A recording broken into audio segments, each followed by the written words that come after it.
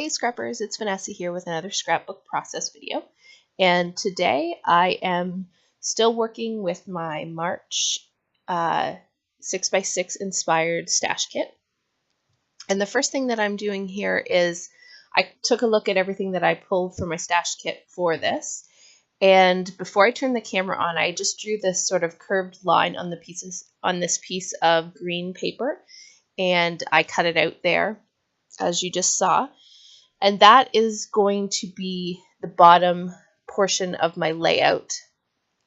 So I'm just cutting my papers down because I am going to mount them on a piece of green cardstock here, just like this. So this is what my background is going to look like.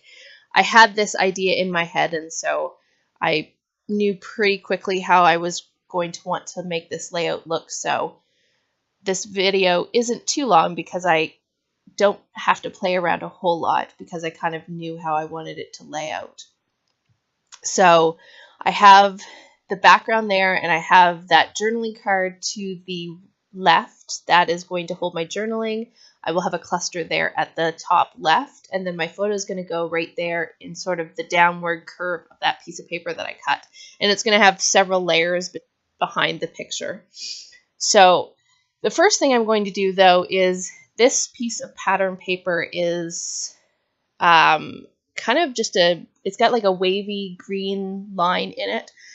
It's pretty subtle in pattern, and so I wanted to jazz it up by using a little bit of this Heidi Swapp Fresh Mint color in the background and just add some splatters. I'm not doing a whole lot to the background of this one. It's just some splattering. And then I am going to take, and I decided that to add even more interest and some texture, that I would do some hand stitching along the edge of this piece of paper that I've cut. And my idea in my head was I kind of wanted to make a curve sort of like, you know, like a kiddie roller coaster. That was kind of my thought for this page. I wanted to have some movement, and so that's why the paper was cut the way it was, and I wanted to stitch on it just to add that texture. So the picture that I'm using for this is a picture of my son, and it's not a good picture. It was taken at the fair, and the lighting wasn't great. The sun was going down, and my flash, I don't think my flash was on my camera, so the picture is dark, and it's, you know, taken, and he's between two bars on the railing of the roller coaster, and it's hard to see, but it's a memory that I really wanted to capture because this was my son's first time ever being able to go on even just the kiddie roller coasters. Prior to this, he'd been too scared or really nervous to get on the roller coasters, and he wouldn't do it. And so this time, he finally chose to do it all by himself. We didn't ask him to do it or, you know, push him to do it. He just decided to do it himself. And in the picture, you can't see it, but he's kind of biting on his finger a little bit because you can tell that he's nervous. But I was so proud of him, and it was a memory. I wanted to capture that. He did it all on his own. He conquered his fear. He did it all by himself, and he rode the kiddie roller coaster, which was a big step for him. So hence the title, A Big Step, of this layout, and a good memory that I wanted to capture in his little album. So here I am, just while I finish the stitching on the background and I put some additional splatters, the background paper is drying, so I figured I would take and start layering up my picture. So I have first a piece of book paper that has some lace sewn on it, and that came from a very old Citrus Twist kit that I used to subscribe to them, and that was, they always put something handmade in their kits, and that was what was in one of my kits, and so I've used that. And then I'm just taking a whole bunch of, most of them are scraps, but bits and pieces of pattern papers that I had in my stash kit. A lot of them, like I said, have been used on other layouts. As I'm going through and making these, I'm having less and less full pages of papers left anyway, so I'm starting to use more and more scraps, and I'm just cutting them up. This has got quite a few layers. I just sort of took all of my neutral kind of colors and my greens since I want it to make this sort of a neutral sort of cream and green layout, there's no other colors that I add in. It's really just a pretty tone on tone layout. And I'm just going to layer all these pieces up. Some are small, and so I just cut them as banners like you see here. And then others, I just have different rectangular pieces, and I'm just kind of laying them out and putting them behind the picture just so that you can see bits and pieces of them sort of peeking out from the sides all the way around the photo. So I'm going to continue to do that. And then I have inked all of the papers and everything on this layout. I will ink with the Vintage Distress ink that I've been using for this kit.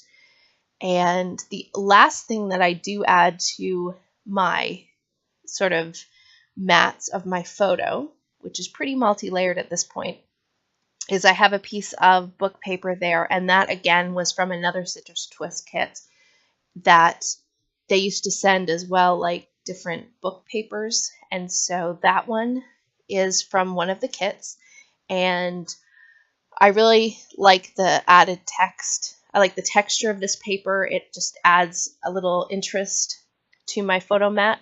And it was quite large, so I knew I wanted to cut it down. So rather than using my trimmer to cut it down, I decided I really liked the ripped edge on the side of one of the sides of the paper where they had pulled it out of the book. So I went ahead and just ripped pieces from all the way around, and that's how I was able to not only add some extra texture, but I was also able to then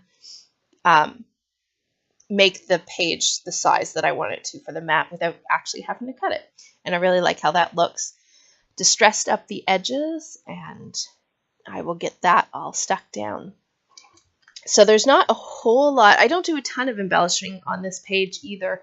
I kept it pretty simple. I wanted to be able to see the different layers and things like that, and focus on the photo. And so the the embellishing I kept pretty simple. There'll be sort of 3 small clusters that will end up on this layout. So here is that background, and it is finely dry. So I am just going to ink up, like you see, the background. So first this little paper that's kind of like the track of the roller coaster. And then the background will get all inked up, and I will eventually glue it onto the 12 by 12 green paper that I pulled here.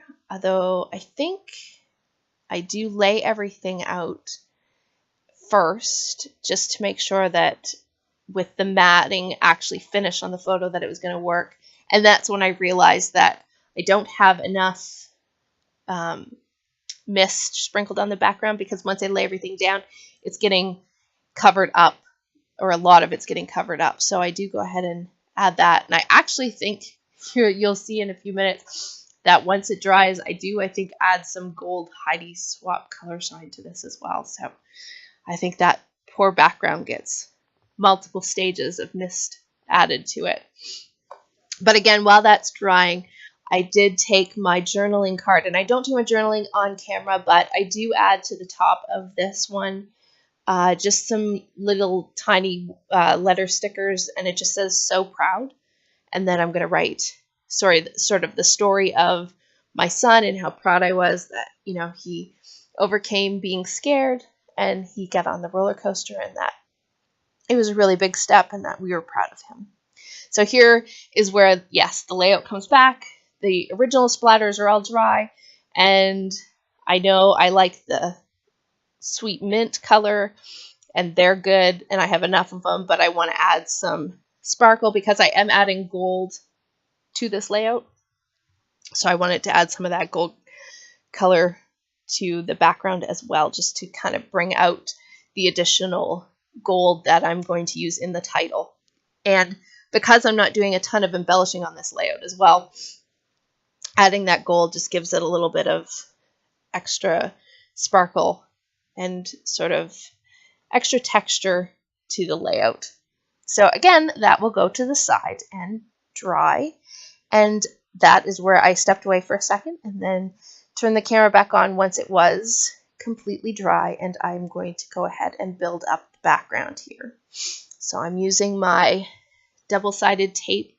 This is just tape that I bought at Joann's, I believe, in the sort of dollar spot bins that they have. They have some adhesive, and I actually find when I am out of ATG tape, I will grab this. It sticks really well. I don't even need to use a lot of it. So that's what I'm using right now. And you'll see there that I did add my journaling to that journaling spot. And finally, I've used a journaling, a 3x4 card for actual journaling. I have a million of those cards. I really need to use more of them. So the next thing that I'm going to do here is just build my small cluster that is going to be up in the top left corner of this layout. And so I am just inking everything up. This just consists of a sticker, I believe, that says Capture Life, a tag that I cut, or a ticket that I cut from a piece of pattern paper, a wood veneer heart, I believe, and just a rounded sort of ephemera piece that was in the right color that I put as the grounding piece behind the layout.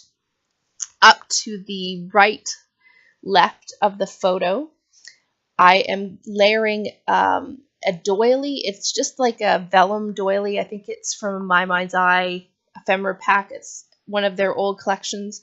I put that in behind. Again, it doesn't add any color to the layout. It just adds a little bit of texture, some different interest. I cut a tab with my punch that I'm adding there to the top. And I don't have the layout in front of me to tell you what is on it, but you'll see it in the final shots. And then I believe the banner that is also layered with that tab, it says A Perfect Day or something like that. And up in there, I also just add another ticket, I believe, that I cut from a piece of pattern paper, and a wood veneer heart. So again, I'm carrying that same concept of the same sort of elements in each of my clusters. That's one of the best ways, I think, that you can really tie your layouts together, is to, when you're making embellishment clusters, add some of the same things to each one, and it really brings your layout together and makes it cohesive. Here, I have decided that I need, or I want to start using my stamps. I'm trying to challenge myself to do that. So I've added some stamping, and you'll see it in the stills at the end. My video does cut out, so here are the final touches. I added some enameled dots, and these are each of the pictures showing sort of each of the clusters. And with that, I added my title, says A Big Step, and with that, this layout is done. So I will talk to everyone the next time. Thanks, everybody. Bye-bye.